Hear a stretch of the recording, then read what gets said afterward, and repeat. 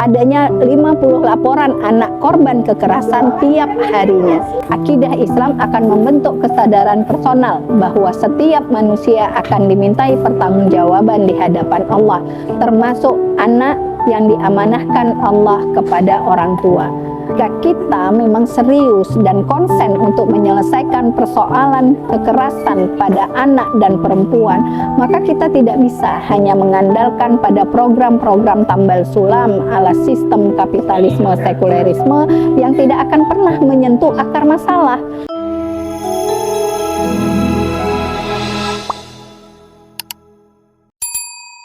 Bismillahirrahmanirrahim. Assalamualaikum warahmatullahi wabarakatuh. Alhamdulillahilladzi arsala rasulahu bil huda wa dinil haq liyuzhirahu 'ala dini kulli walau karihal kafirun walau karihal fasikun walau karihal zalimun. Allahumma sholli ala sayyidina Muhammad wa ala alihi wa sahbihi ajmain.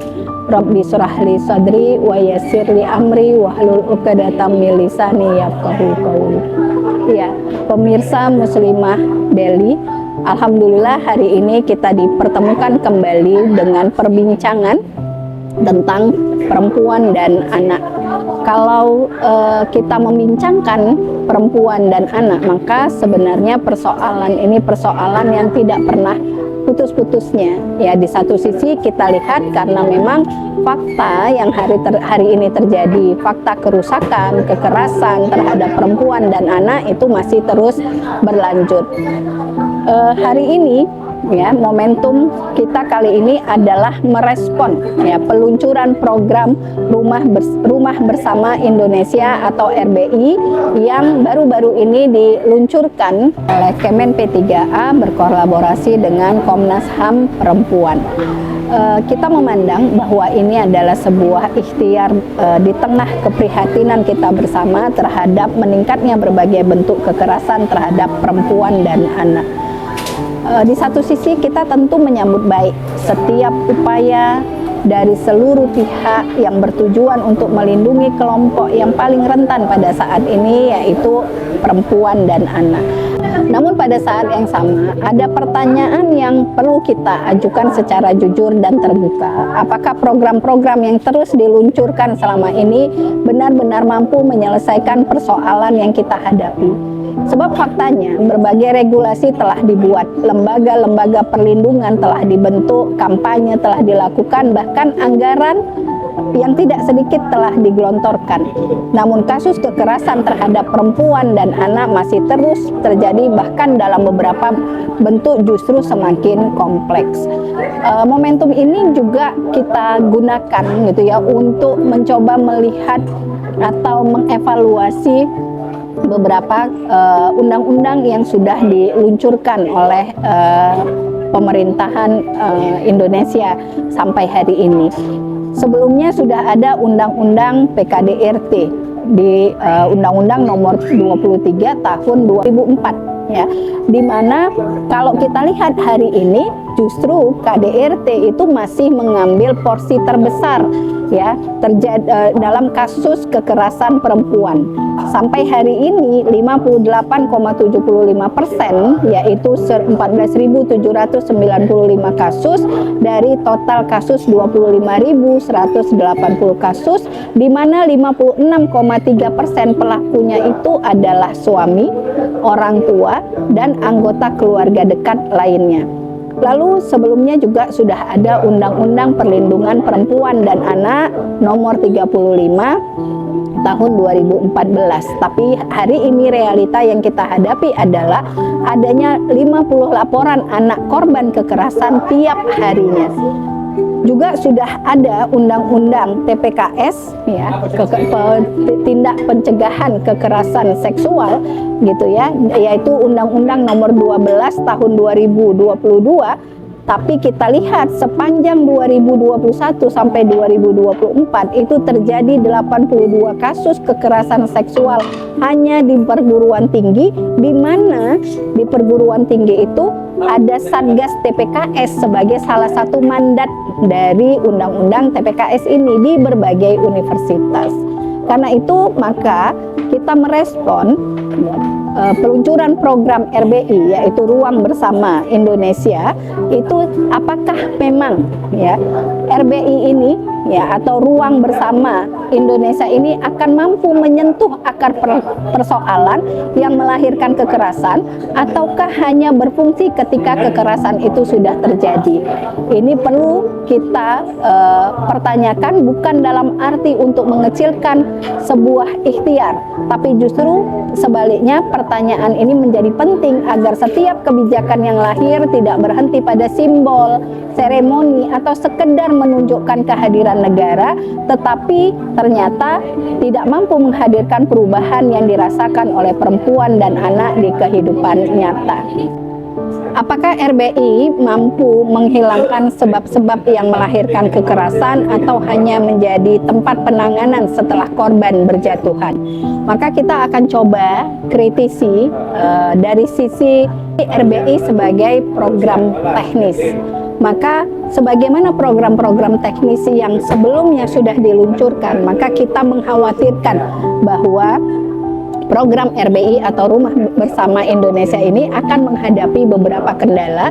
Setidaknya menurut kami 3 kendala. Yang pertama itu adalah kendala struktural, di mana kita melihat bagaimana lemahnya koordinasi antara pemerintah pusat dan pemerintah daerah atau kelembagaan atau dinas atau instansi yang terkait ya di daerah itu sendiri.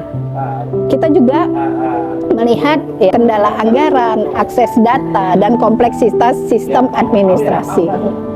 Kendala kedua yang kita khawatirkan itu juga adalah bahwa program RBI ini program yang lahir tapi sifatnya tidak menyelesaikan akar permasalahan, karena kalau kita lihat kasus-kasus kekerasan terhadap perempuan itu lebih banyak atau bahkan gitu ya sangat banyak sekali didasari dari persoalan ekonomi yang sulit, pendidikan yang rendah, dan juga adanya pekerjaan-pekerjaan yang rentan kekerasan yang dijalankan oleh perempuan.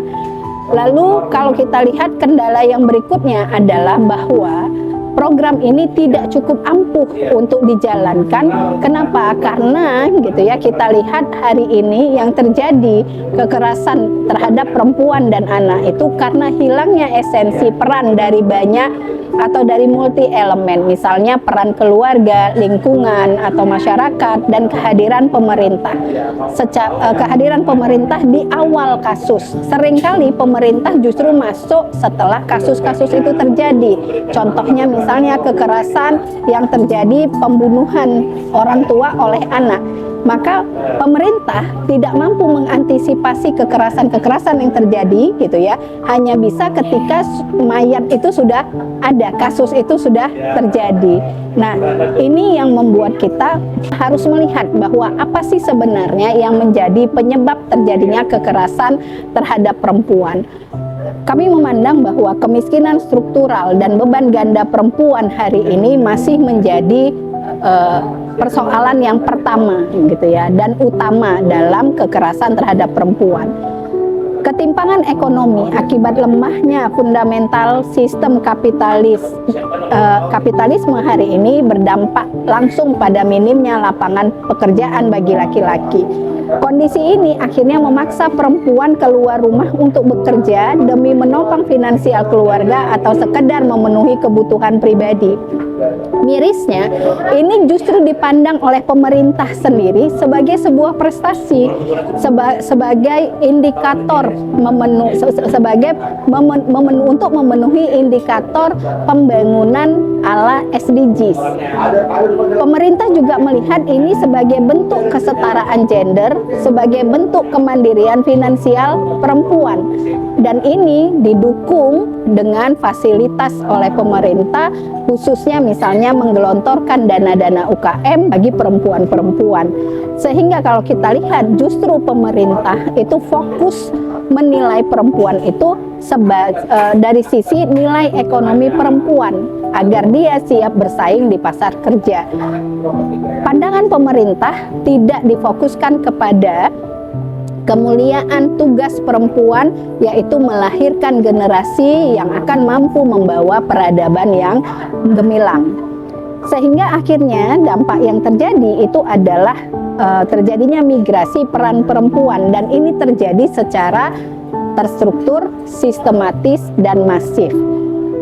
Sehingga kalau kita lihat terjadinya migrasi peran perempuan ini melahirkan disfungsi keluarga, komersialisasi pengasuhan, daycare, yang akhirnya kalau kita lihat hari ini ya, kerawanan kekerasan itu juga terjadi di daycare. Yang ketiga, tidak mampunya negara untuk menahan lonjakan kekerasan pada perempuan dan anak.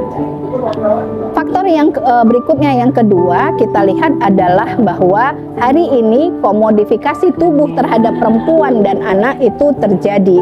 Ya, era modernisasi industri yang tumbuh di alam sekulerisme kapitalisme ini telah menempatkan perempuan dan anak-anak sebagai objek eksploitasi, dianggap sebagai barang display yang diharapkan mampu menarik konsumen untuk membeli produk sebuah perusahaan.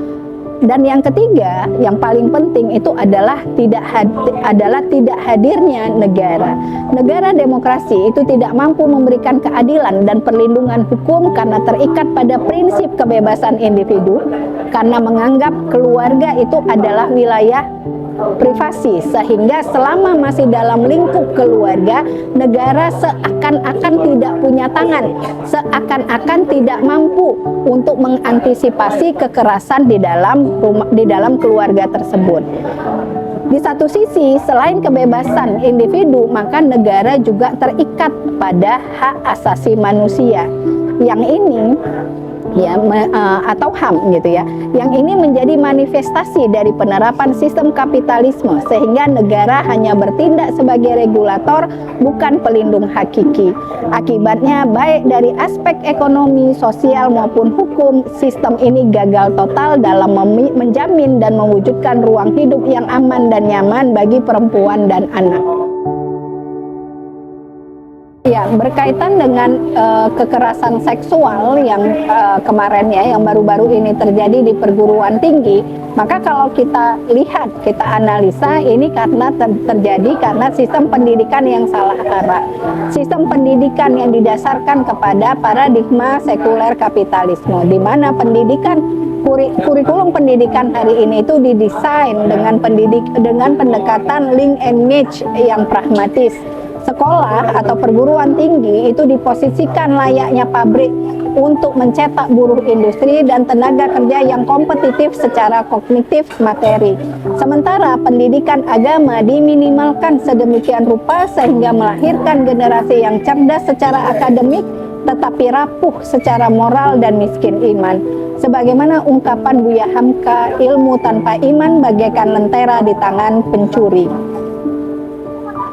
Di satu sisi, kalau kita lihat ya kisah-kisah sebagaimana terlindunginya seorang perempuan yang tersingkap auratnya karena diangkat jilbabnya oleh sekelompok laki-laki, sehingga akhirnya pemimpin negara, pemimpin negeri itu mengirimkan pasukan yang sedemikian besar untuk membela kehormatan seorang perempuan, itu sudah menjadi kisah masyhur di kalangan kita.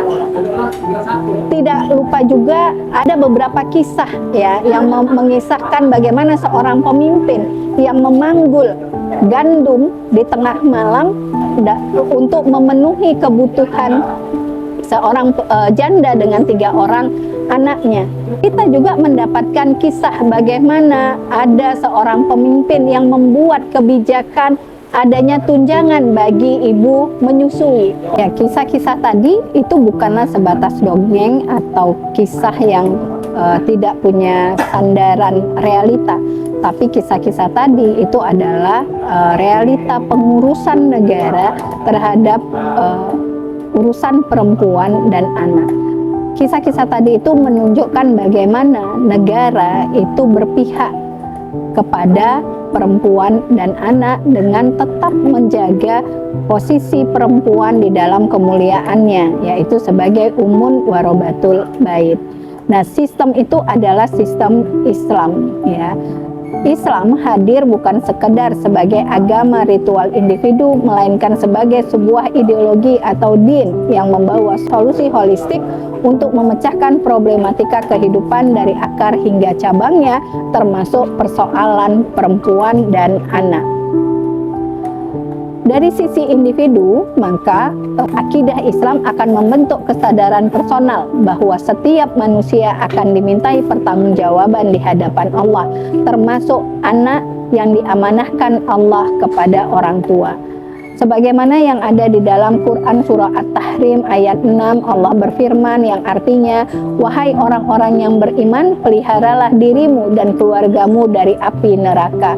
Maka gitu ya, seorang ayah ya, itu sudah menjadi kewajiban baginya untuk menjadikan anak-anaknya, menjadikan keluarganya itu jauh dari kemungkinan, jauh dari azab api neraka.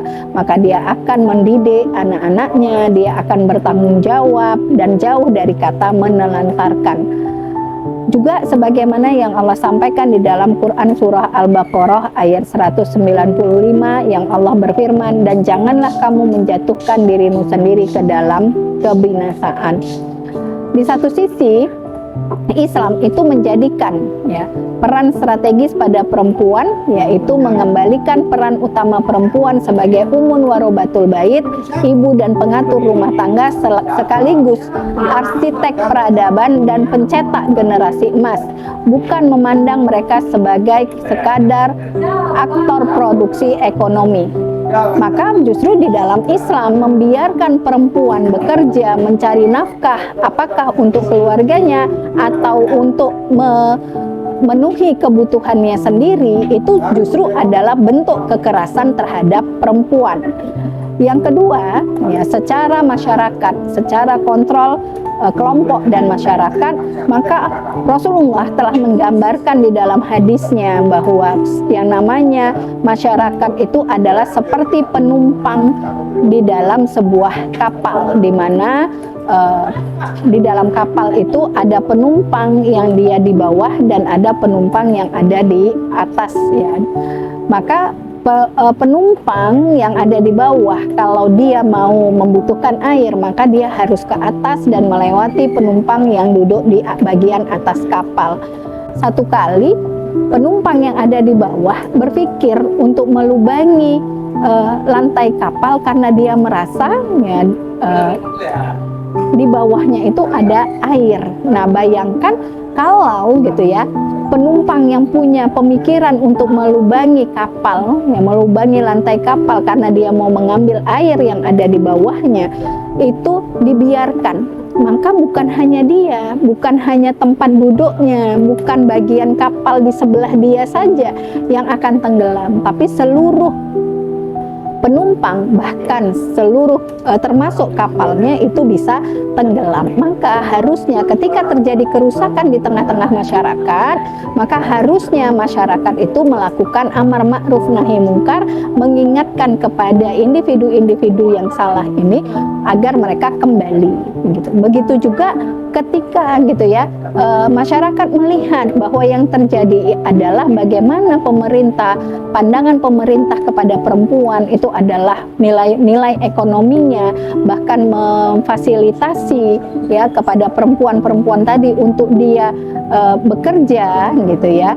Maka harusnya masyarakat itu melakukan muhasabah atau melakukan kritik, melakukan nasihat kepada penguasa agar dia gitu ya melindungi peran perempuan, peran mulia perempuan, yaitu sebagai umun warobatul bait, dan tidak menggeser ya, tidak menggeser peran perempuan itu justru menjadi pencari nafkah. Karena itu maka kondisi yang seperti ini, perlindungan yang mutlak, perlindungan yang sempurna terhadap perempuan dan anak hanya bisa dilakukan oleh negara yang punya paradigma Islam, yang menjadikan negara itu sebagai junnah atau pelindung bagi siapa saja rakyatnya, termasuk perempuan dan anak-anak.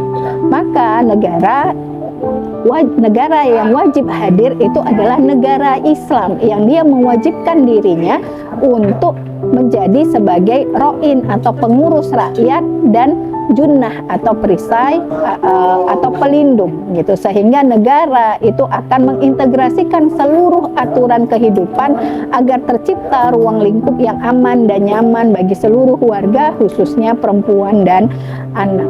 Kalau tadi kita melihat kondisi kekerasan terhadap perempuan dan anak itu dipicu oleh kemiskinan yang struktural sehingga perempuan punya beban ganda, maka di dalam Islam, sistem ekonomi Islam itu menjamin kesejahteraan mandiri, di mana negara itu akan menyediakan lapangan pekerjaan. Ya, negara memastikan ketersediaan lapangan pekerjaan bagi kaum laki-laki, yaitu para ayah atau suami, agar mereka dapat menunaikan kewajiban nafkah keluarga secara ma'ruf sebagaimana yang difirmankan oleh Allah di dalam Quran surah Al-Baqarah ayat 233, yang artinya, dan kewajiban ayah menanggung nafkah dan pakaian mereka dengan cara yang ma'ruf. Lalu negara sendiri itu tidak akan pernah kehabisan anggaran untuk bisa mensejahterakan perempuan dan anak, bahkan warga negaranya secara umum. Kenapa? Karena Islam itu mengamanatkan tata kelola sumber daya alam sesuai dengan syariat Islam, di mana negara itu akan mengelola kepemilikan umum seperti tambang, minyak, dan energi secara mandiri dan mengharamkan privatisasi oleh korporasi. Hasil pengelolaan ini dikembalikan kepada rakyat dalam bentuk layanan publik gratis seperti pendidikan, kesehatan, dan keamanan. Bahkan hari ini ketika transportasi dan komunikasi itu menjadi kebutuhan kolektif, maka negara akan mampu membiayai itu semua. Negara Islam, bukan negara kapitalisme sekulerisme. Kenapa? Karena di dalam hadis riwayat Abu Daud, Rasulullah telah menyampaikan bahwa kaum muslim itu berserikat dalam 3 perkara: air, padang rumput, dan api. Begitu juga dengan finansial kenegaraan. Maka di dalam sistem Islam ada namanya kas baitul mal. Ya, di satu sisi tadi pemenuhan nafkah perempuan dan anak itu ada mekanisme syariah. Ya, mekanisme syariat ini adalah bahwa setiap laki-laki itu punya kewajiban untuk dia memenuhi orang-orang yang ada dalam tanggungan nafkahnya, yaitu istrinya, ibunya, saudara-saudara perempuannya, ya, terutama anak-anaknya, gitu ya. Maka ini mekanisme syariat. Nah, lalu bagaimana ketika laki-laki yang tadi diwajibkan kepadanya untuk menanggung orang-orang yang ada di dalam tanggungannya itu tidak mampu, gitu ya? Maka ada mekanisme baitul mal. Maka nafkah perempuan dan anak-anak itu akan ditanggung ya oleh baitul mal negara, atau secara kenegaraan ditanggung oleh keuangan negara, sehingga sampai kapanpun dalam keadaan bagaimanapun perempuan itu tidak pernah mencari nafkah, gitu ya, tidak pernah bekerja dalam kondisi untuk dia memenuhi nafkah dirinya ataupun anak-anaknya. Nah, bagaimana dari sisi sistem pendidikan? Maka sistem pendidikan yang ada di dalam Islam itu nanti berbasis akidah Islam, di mana negara wajib, ya, negara mewajibkan untuk menerapkan kurikulum berbasis akidah Islam di seluruh jenjang pendidikan termasuk perguruan tinggi dalam rangka untuk membentuk sasiah Islam atau kepribadian Islam yang mengintegrasikan pola pikir dan pola sikap yang Islami, sehingga kekerasan atau pelecehan-pelecehan seksual yang kemarin kita lihat di perguruan tinggi, insya Allah itu tidak akan terjadi. Kenapa? Karena output pendidikan itu adalah generasi yang tidak hanya menguasai sains, tapi dia juga akan mampu, gitu ya, akan memiliki ketakwaan yang tinggi, dan justru, gitu ya, dia akan mampu memberikan kemaslahatan di tengah-tengah umat. Di sisi yang lain, ya, sistem Islam itu akan menerapkan sistem sosial atau sistem pergaulan di dalam Islam yang mengatur hubungan antara laki-laki dan perempuan. Secara pandangan Islam, maka hukum asal hubungan laki-laki dan perempuan itu adalah keterpisahan atau infisol, bukan percampuran bebas nilai. Ada hukum-hukum yang berkaitan kehidupan khusus dan kehidupan umum, di mana kehidupan khusus gitu ya, pemisahan pria dan perempuan itu berlaku total kecuali dengan mahram. Jadi perempuan-perempuan itu akan tinggal bersama suami, bersama mahramnya di rumah. Lalu bagaimana ketika terjadi ada kehidupan umum? Maka di dalam kehidupan umum gitu ya, itu tetap akan terjaga, ada syariat di mana boleh terjadi percampuran antara laki-laki dan perempuan gitu ya, ketika di dalam rangka jual beli, pendidikan dan kesehatan. Di luar itu maka kehidupan perempuan dan laki-laki itu terpisah gitu ya. Di dalam sistem Islam juga maka ada yang namanya media massa, tetap ada media massa tapi dengan filter yang sesuai dengan syariat Islam. Penerapan sistem sosial dan tadi media yang difilter, maka ini adalah tindakan preventif. Maka jika tindakan preventif itu dilanggar, maka Islam akan menerapkan sistem sanksi atau ukubat yang diputuskan tanpa memandang status sosial pelaku. Sebagaimana yang dijelaskan oleh Syekh Abdurrahman Al-Maliki dalam sistem sanksi dalam Islam halaman 135, sanksi ini memiliki dua fungsi mutlak, ya, yaitu sebagai jawajir atau pencegah agar orang lain tidak meniru, dan jawabir yaitu penebus dosa bagi pelaku di akhirat. Maka Islam membagi sanksi atas kekerasan dan penganiayaan ke dalam beberapa bentuk konkret. Yang pertama, pelecehan seksual atau pencabulan tanpa hubungan badan, maka ini dikenakan sanksi takzir berupa hukuman penjara hingga 3-4 tahun ditambah hukum cambuk atau jilid serta pengasingan jika korbannya adalah orang di bawah kendali atau kuasa pelaku seperti pegawai atau pembantu. Sanksi yang dijatuhkan itu adalah sanksi maksimal. Yang kedua, pemerkosaan atau al-mughtasib, ya, maka pelaku itu dikenakan had zina. Jika pelaku belum menikah yaitu ghairu muhsan, dia akan dicambuk 100 kali. Jika sudah menikah atau muhsan, maka dia dihukum rajam hingga mati. Selain hukuman tersebut, pelaku wajib membayar mahar yang sepadan, ya, kepada korban sebagai ganti rugi atas kehormatan yang direnggut, sementara korban dibebaskan dari hukuman. Yang ketiga, pembunuhan, maka ini diancam pidana mati atau kisos. Jika dimaafkan oleh ahli waris korban, maka pelaku wajib membayar denda atau diat sebesar 100 ekor unta, di mana 40 diantaranya dalam keadaan bunting. Yang keempat, kekerasan fisik dan penganiayaan non-jiwa, maka ini dikenakan kisos yang sepadan pada organ tubuh pelaku. Ini sebagaimana yang ada di dalam Quran surah Al-Maidah ayat 45, atau membayar diat berat yang mendidik. Sebagai contoh, tindakan kekerasan yang mengakibatkan rusaknya fungsi satu mata itu dikenakan denda atau diat sebesar 50 ekor unta. Oleh karena itu, maka jika kita serius dan konsen untuk menyelesaikan persoalan kasus kekerasan pada anak dan perempuan, maka kita tidak bisa hanya mengandalkan pada program-program tambal sulam ala kapitalisme sekulerisme yang tidak akan pernah menyentuh akar masalah kekerasan terhadap perempuan dan anak. Justru kita harus kembali pada penerapan sistem Islam sebagai sebuah aturan kehidupan yang sempurna. Karena itu kami mengajak, menyeru kepada pemirsa Muslimah Delhi dimanapun berada, agar kita sama-sama memperjuangkan penegakan sistem Islam kafah ini dalam rangka untuk mengembalikan kehormatan, mengembalikan kemuliaan perempuan dan anak.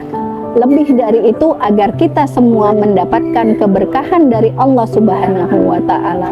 Wallahu alam bisawab. Wassalamualaikum warahmatullahi wabarakatuh.